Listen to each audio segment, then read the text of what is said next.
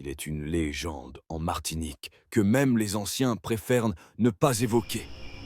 Une légende chuchotée à la tombée du jour, entre les murs des cases, jamais en plein soleil. Une légende qui hante les mornes, les champs de Cannes, les profondeurs des ravines. Celle de Man Cimetière. On raconte qu'elle était autrefois une grande mambo, une prêtresse puissante, respectée de tous. Mais un jour, elle aurait voulu faire revenir les morts. Pas juste les invoquer, les ramener. Et pour cela, elle aurait ouvert un passage qu'il ne fallait jamais toucher. Les esprits sont venus, mais pas ceux qu'elle attendait. Ce qu'elle a ramené était plus ancien que les ancêtres, plus sombre que la nuit sans lune. Le village l'a chassée. Certains disent qu'elle est morte seule, dans une clairière, sans sépulture. D'autres, qu'elle n'a jamais été humaine, qu'elle a toujours été une faille dans le tissu du monde, une porte, et qu'elle attend. En 1973, un jeune homme du nom de Kevin, fraîchement diplômé de Fort-de-France, passionné d'histoire et de contes anciens, décide d'explorer un vieux sentier abandonné à Basse-Pointe. Ce sentier, personne ne le prend depuis des générations. Les enfants sont punis s'ils s'en approchent. Les chiens s'y arrêtent. Les oiseaux n'y chantent au pas. Mais Kevin, lui, veut écrire un livre sur les mythes de l'île. Il pense que ce ne sont que des histoires. Il pense que la peur des anciens est une superstition. Il veut voir, comprendre. Pourquoi ce chemin est-il si froid? Pourquoi les oiseaux se taisent? Plus il avance, plus la lumière s'éteint. Les arbres se resserrent.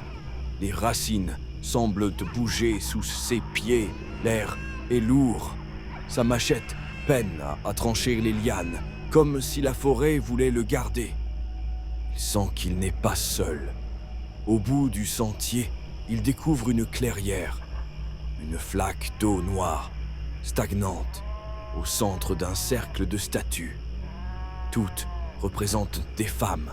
Leurs visages sont lisses, effacés. Elles tendent les bras vers le ciel, ou peut-être vers lui. Le silence est assourdissant.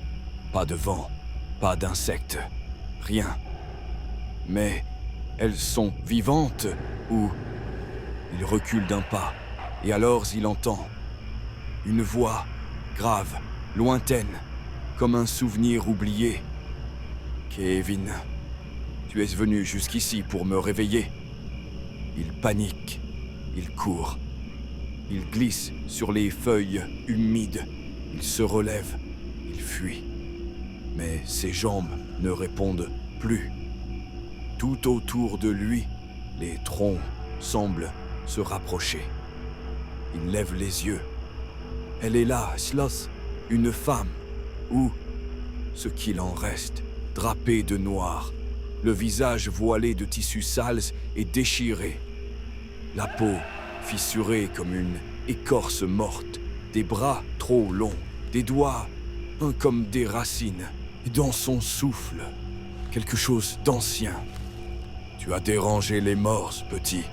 Maintenant, il faut nourrir les racines. Kevin Hull. Il sent une pression dans son crâne. Quelque chose fouille dans sa mémoire, dans ses peurs, dans ses rêves. Il veut prier, mais les mots refusent de sortir. La terre s'ouvre. Ou peut-être est-ce son esprit. On l'a retrouvé 2 jours plus tard, au pied du grand fromager. Il était vivant, mais il ne parlait plus. Il ne reconnaissait personne. La nuit, il se levait et partait seul, toujours pieds nus, toujours vers la forêt. On l'a suivi une fois, juste une fois. On l'a vu s'agenouiller devant le bassin.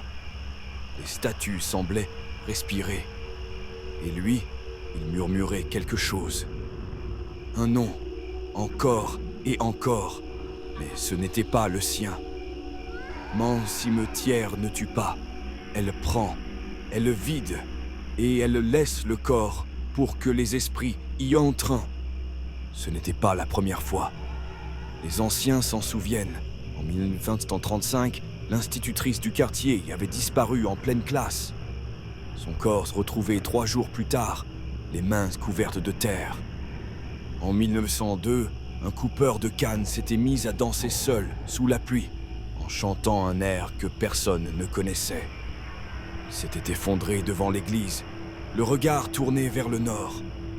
Même les archives de la mairie en parlent, mais les rapports ont tous été censurés, rayés, déchirés, comme si la mémoire elle-même refusait de garder trace de ce qui touche à Mount Cimetière. Une femme du village, Mémé Judith, la dernière à avoir vu la clairière avant Kevin, racontait qu'elle avait entendu des voix sous le sol, des voix d'enfants, de femmes, d'hommes, qui pleuraient, riaient, suppliaient. Elle a quitté le pays juste après. Elle disait, quand tu entends les morts, c'est que tu leur appartiens déjà. Les prêtres n'y vont plus. Les Hongan refusent. Même les touristes, quand ils posent dans des questions, reçoivent des regards si sombres. On ne parle pas de ça ici. On n'invoque pas son nom. Parce que parfois, ce n'est pas une légende. C'est une porte. Et pourtant, certains jeunes, par défi, y retournent.